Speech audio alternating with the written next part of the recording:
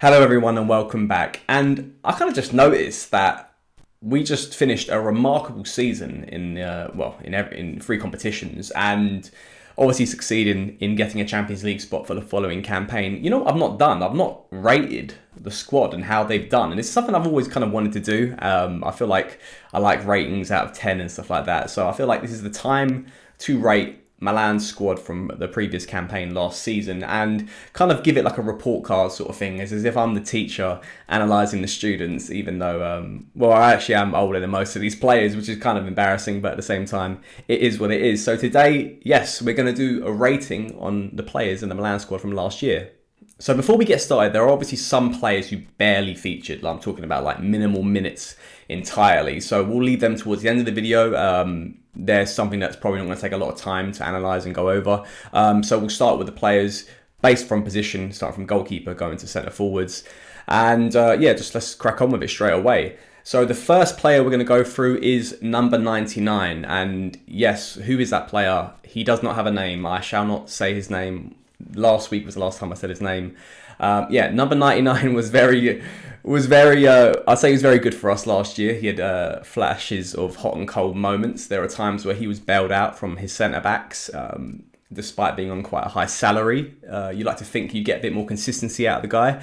I gave number 99 a 7.5 out of 10 for last season. And, I kind of stretched that one from a 7. I felt like he could have done a bit more, considering obviously the salary he was on. But he did come up trumps in a lot of games, and especially towards the end of the season where we had 5 clean sheets back to back to see out the season. So yeah, number 99 gets a 7.5 for me.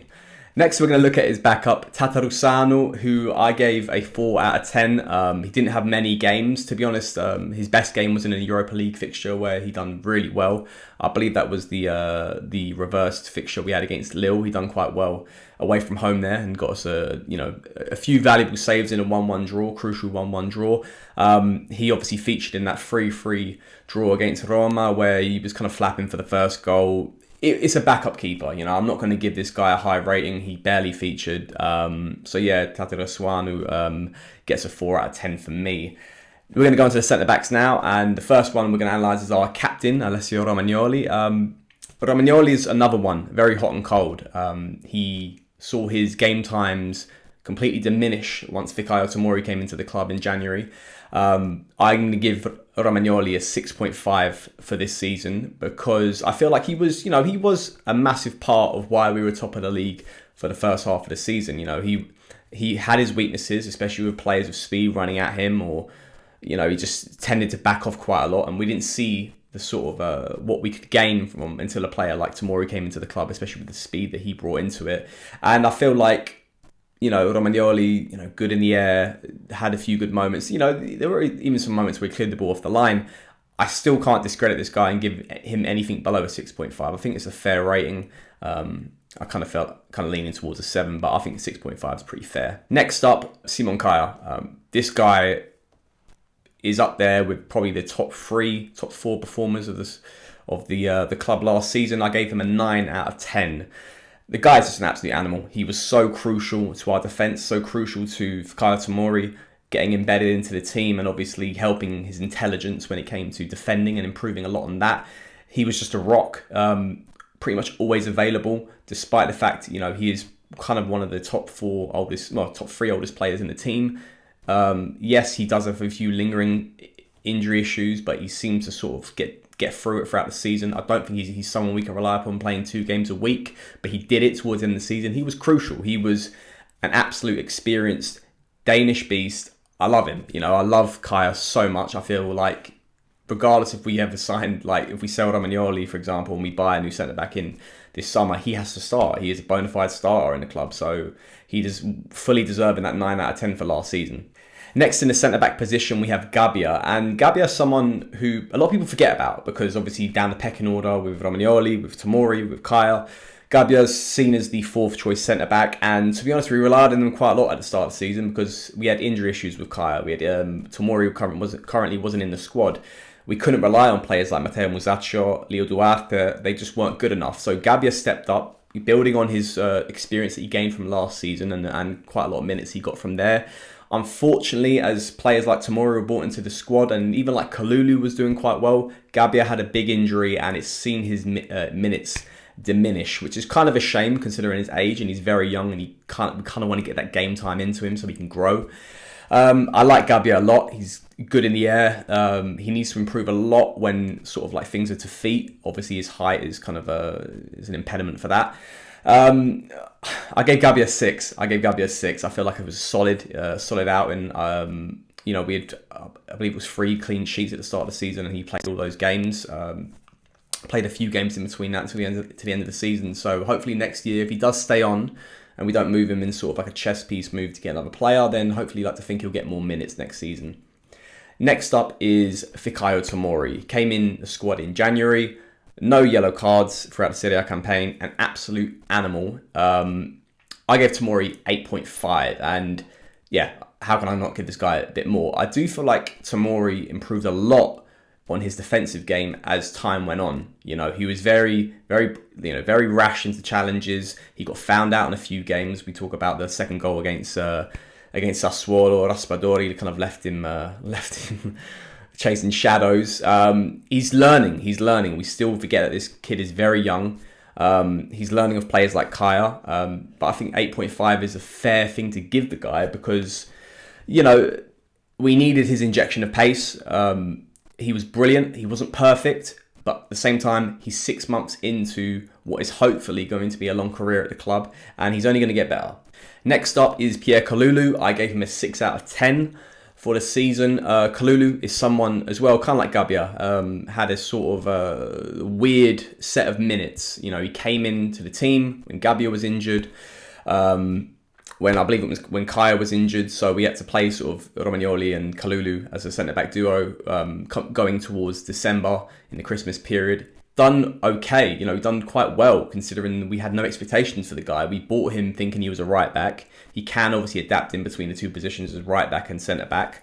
I actually prefer him at centre-back. I feel like physically he does a lot of what Tomori does, which is a lot of pressing, aggressiveness.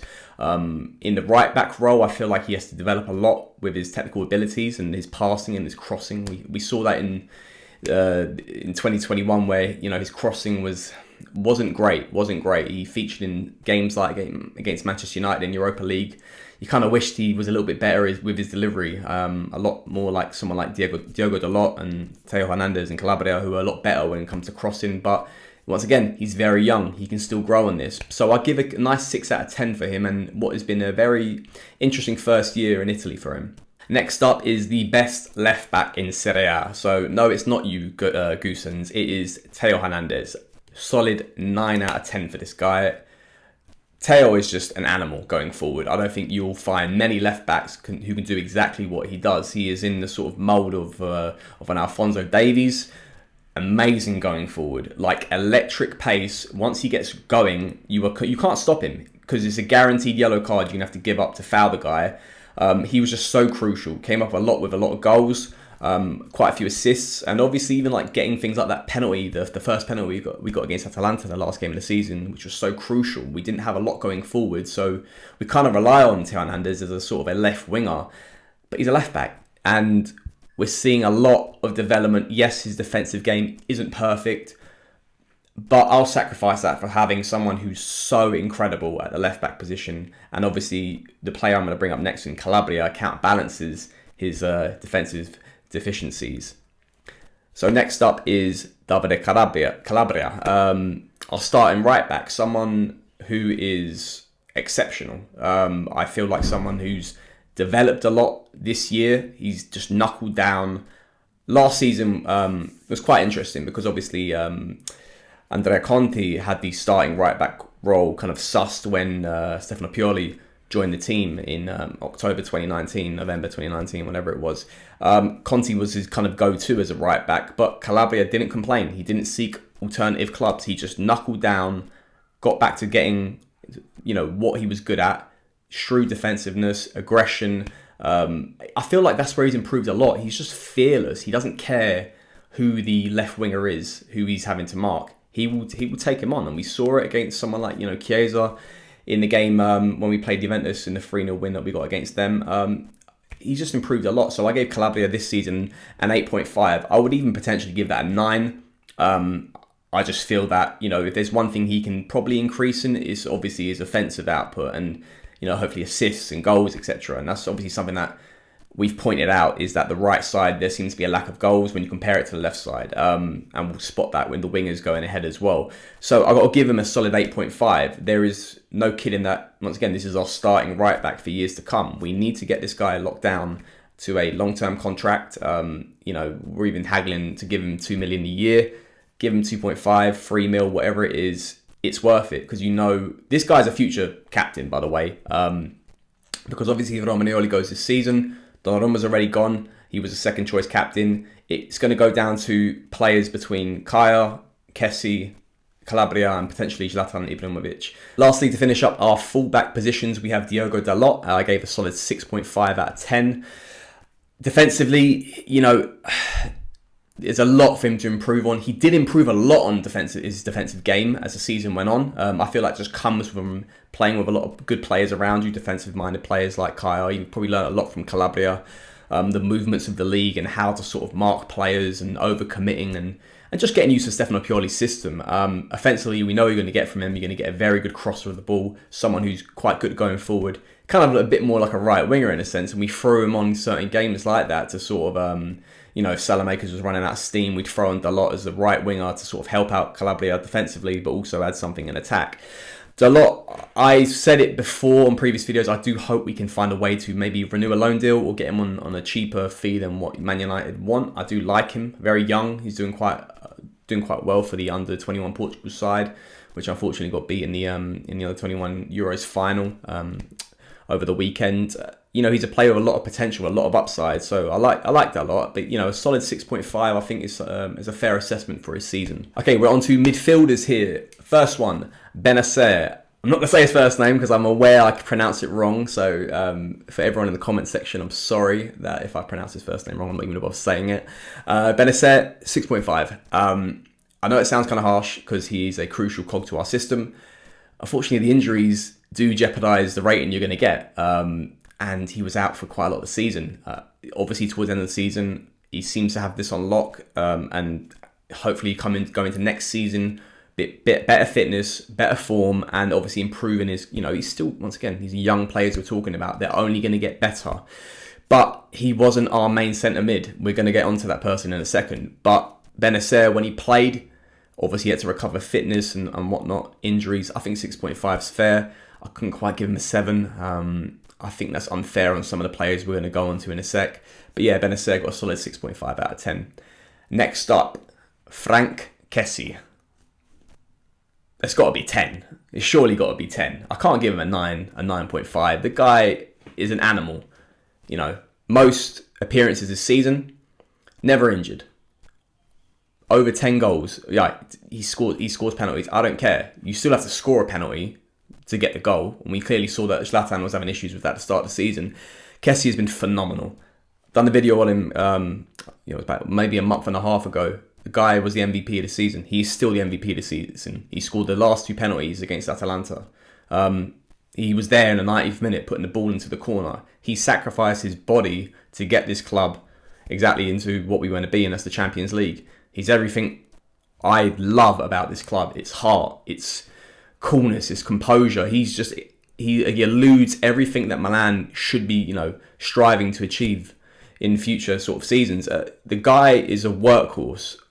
I love Kessie. I will be getting him on the back of my shirt next season. I got Teo as the third one for the third kit because it was on sale for this season. But next season I will be getting Kessie on the back because he's just a machine. I love me Kessie. Kessie's just a beast. 10. Just get on to the next player. Which is Sandro Tonali. And another one like Bennacer wasn't so much the injuries that were the issue with Tonali. It was just basically a year of adaptation, and I gave him a 6.5 because Tonali is someone who, once again, very young, extremely young, a lot of upside, getting used to a system. Tonali has shown signs that he can improve a lot on his game. It's going to take a lot of work, a lot of hopefully communication with Pioli and the coaching staff. getting him right, embedded into the team. I feel like, obviously we need to sign him outright, and there's this whole confusion of what's going to happen with the deal. I'm sure we're going to lock this one in. And I feel like his career is going to surge better and better. Bennacer's first season, I remember at the club, wasn't that great, getting yellow cards every game and whatnot. So I've got a lot of hope for Sandro Tonali, but this season, I think a 6.5 is pretty fair. It's just kind of like above average. I didn't want to give him a 6. I think that's quite harsh. He stepped up when Bennacer was injured. Before players like Meite came into the club, we didn't have a lot of depth in that position, and we clearly knew that we had to deal with that in January market. 6.5 is pretty fair, and that's the same rating I'm going to give the next player, which is Swahili Meite. Solid player. Another one where I feel like we judged him too soon. I certainly judged him too soon. The guy kind of thought he was like a vice Kessie, and that is not what we get from him. Spoke about him on the video a couple weeks back as well. He drives the ball forward quite well, quite surprisingly. Quite cool and calm composure on the ball. I don't rarely see him giving the ball away. I do kind of wish he was a bit more hastier in moments and just doing the smart thing and getting rid of the ball.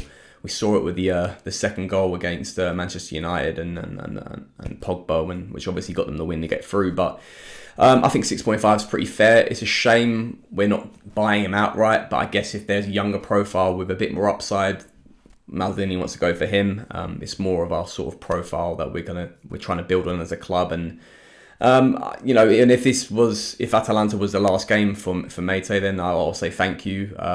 You've done a very solid job for us, and I hope for the best in the future. Last centre midfielder is Rade Krunic, and technically I should be adding this guy as like an attacking midfielder or a left winger if I was working for Stefano Pioli. But we'll put him as a centre mid because he kind of is a centre mid. He's box to box. Krunic gave him a 6 out of 10. I actually like him. I don't hate him when he gets thrown onto the pitch like a lot of Milan fans do.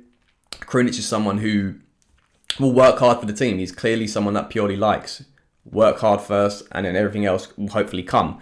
Got a wonderful free kick goal against Hellas Verona. Amongst, I think there was another goal against Celtic. He got a header quite early on into the season in the victory away from home. Krunic is someone who is, just one of those sort of players. Obviously, we bought when Boban and Maldini were sort of running things a couple of years back. Decent history at Empoli. A player for that moment, and obviously, look, I feel like at most he's going to spend another year at the club. If not be sold this summer, if the right offer comes in, or we use him as a sort of like a chess piece move to get a better player. I like him. I like him in that aspect. And I'm saying all these sort of things. I give him a 6 out of 10, but it is what it is. His output isn't more than a 6 out of 10, unfortunately, and his upside isn't up there as well. But he's always available. I like Krunic, and I think that's a fair estimate, 6 out of 10. Next up is Hakan Çalhanoğlu, and this one is something that I kind of like, I had to sit and change my number continuously because I was like, I don't know what to give this guy. Should I give him a higher number? Should I give him a lower number? There's frustration, there's inconsistency. He's always fit. He's got the most assists this season for the club. Key contributions with passes. Obviously, he takes all our corners, he takes all our free kicks. Is sort of not rocket science why he's going to get most contributions to potential chances. I gave Çalhanoğlu a 7 out of 10. I was lingering between 6.5 and 7.5, and I think met in the middle with 7 on this one. Çalhanoğlu, very frustrating with his consistency. I wish he was a bit more, he showed more than what he does internationally for Turkey and brought that into the club. Good at the start of the season. We can't forget that without his goals, we wouldn't have gotten through games in Europa League qualifying matches when players like Ibra were missing, Rebic were missing, and we couldn't rely on anyone else really. Çalhanoğlu stepped up in that department, had a good sort of first half of the season, and even in going into January and it's sort of that COVID spell kind of ruined things, and there was a bit off the pitch. I don't really know with this player. I don't know what the right move is, if we extend his contract or not. I believe that Maldini is doing the right thing by saying that this is the money that we want to give you, and if you don't want to accept it, go elsewhere, and we're not budging. I think that's the right move. I hate to lose 2 big players on a free, but sometimes it is what it is. But anyway, we're not talking about that. We're talking about his rating for last season. I think 7 out of 10 is kind of fair. yeah, maybe if you disagree with that, put it in the comment section below. Well, to be honest, any of these ratings that you disagree with or maybe agree with, comment section below, and maybe give me your thoughts on the ratings you give all these players. Next up, another attacking midfielder, Brahim Diaz, 6.5 out of 10 for me. Very, once again, another inconsistent player. Good start of the season, and then hazy throughout the middle of it, and ended the season quite well. Obviously, crucial goal against Juventus. Saw a lot of minutes in the last 5 games of the season just because Pioli didn't have a lot of choices, and Ibra went missing again with injuries. I like him. I hope we do kind of renew the loan deal, but it's not make or break for me. But we'll see for next season. But Brahim Diaz, 6.5 out of 10. Next up is Alexis Salamakers, and if you do not know, I love Salamakers. I think he's a incredible kid who's improved a lot since last season, and a lot of people forget about this. He's actually due a video. I would love to do a video about this player and hopefully do him in the coming weeks. I think Alexis Salamakers is a great player with a lot of things you may not notice that the stats hide. Yes, doesn't get a lot of goals and assists, but he's so crucial to the build-up play. Turning players. There's so many times he could have got an assist if players just actually took their chances. I'll never forget that Oglu miss against, the straight shot he had against Pepe Reina in the Lazio game that Salamakers put him through for. We can't just keep analysing players and giving them, great ratings just because of the stats. There's obviously what you do off the ball and all these. He's a workhorse. He's so crucial to the defensive tandem with Calabria. We'll go on to the other right winger who's completely horrendous, but Salamakers is brilliant, and I've got his back, and I can't wait to see his career surge, and I think he's just going to get better and better. So Salamakers for this season is 7.5. Tempted to give him an 8, but to be honest, I think that's kind of where the stats come in. I do wish he got a bit more goals, but to be honest, the shots have been taken by other players, so 7.5 out of 10 is pretty fair. Next up, Samuel Cassio. I don't really like the player. I'm left-footed myself, and it's kind of annoying to see a left-footed player not do so well at the club. He's sort of gotten a lot worse and worse. Look, anyway, Cassio, we don't have to sort of sit here and dilly-dally about how not good he is. 5 out of 10. He works hard, fair play to him, and if it was his last game against, whenever it was actually, I think second last game of the season, Kjaer obviously didn't come on against Atalanta. If that's his last game of the season, then fair off. You've done okay for us. Hopefully we can exchange you do you an exchange deal, get another player back, hopefully some money back to reinvest for the summer market. But 5 out of 10 for Samuel. Next up is Ante Rebic. I love this player. I really like Rebic. I gave him an 8 out of 10 for this season. I think he's brilliant. And I wish his consistency was better. Clearly, his second half of the season form is a lot better than his first half, so it kind of makes you think he takes a while to get going. To be honest, really, all right, we can't really compare it the season before because there was a lot of sort of adaptation issues, and then Pioli coming in and finding his way into the system. This season, the issues were more injuries and COVID. I don't think it was an issue with how he was on the pitch, because it can take it out of you, the sort of recovery time and getting your full fitness back. Rebic I gave an 8 out of 10 because he scored a lot of goals in a lot of big games, crucial goals against Roma, Juventus. The guy stepped up, especially in Ibra's absence, and we'll get onto Liao in a bit, but Liao wasn't the false 9 that we wanted him to be.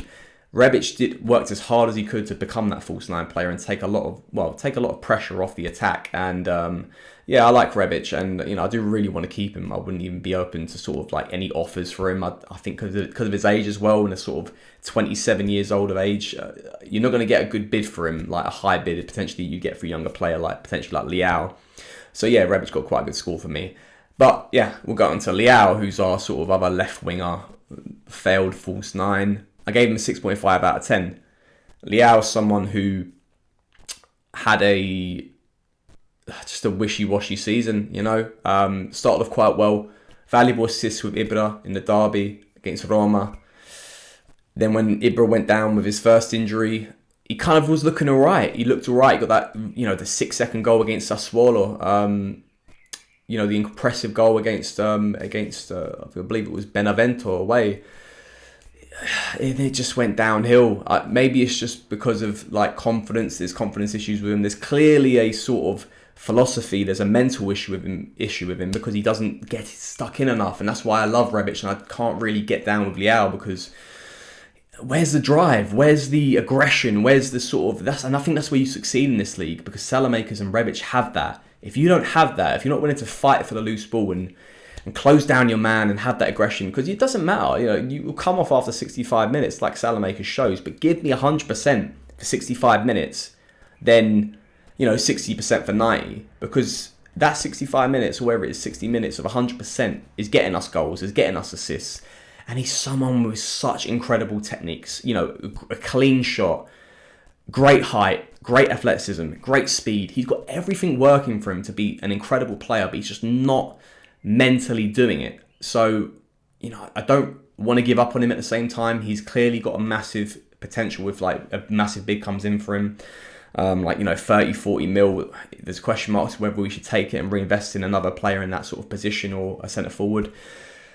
Maybe that's the right decision. I don't want to give up on him because it's a sort of like regret, but at the same time, management has to make a decision on this player because obviously we're a couple of years into his career as a Milan player and we kind of want to see that, flick the switch, see that change up, and hopefully with the Champions League next year, and if he does stay, he can sort of engage that mentality.